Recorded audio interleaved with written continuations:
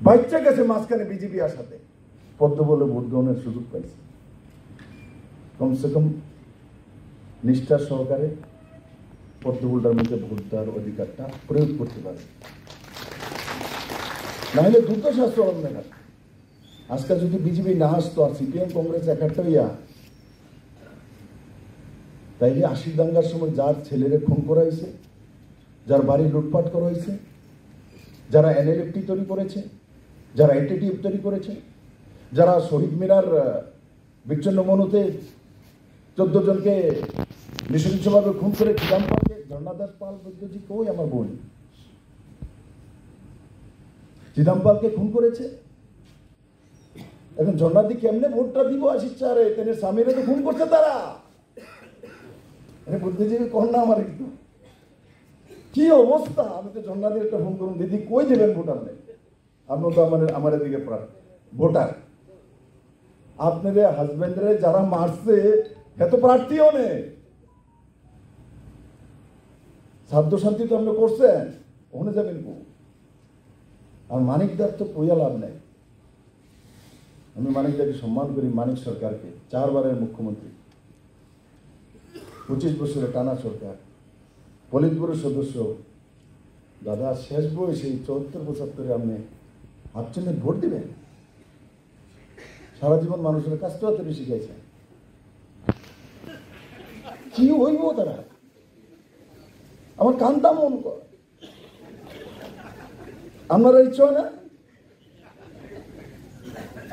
তারা দেখতে আমার কান্তা ইচ্ছে করে, সচমুচ করে হৃদয় ওরা।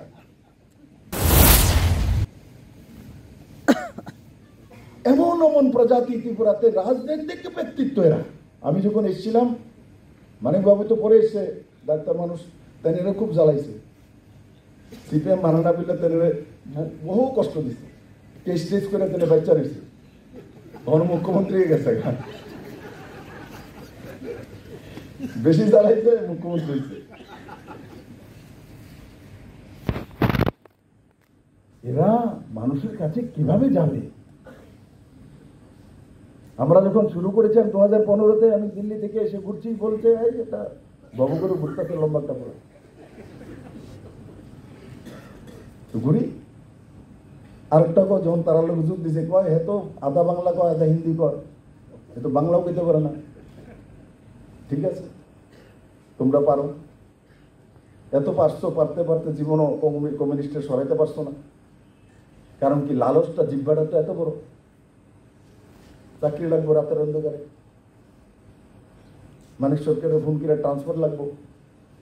विप्लव देव ने एक लेटर भी नहीं लिखा मानिक सरकार को कभी भी, तो ये काम मुझे चाहिए, तो भी चेंज हुए।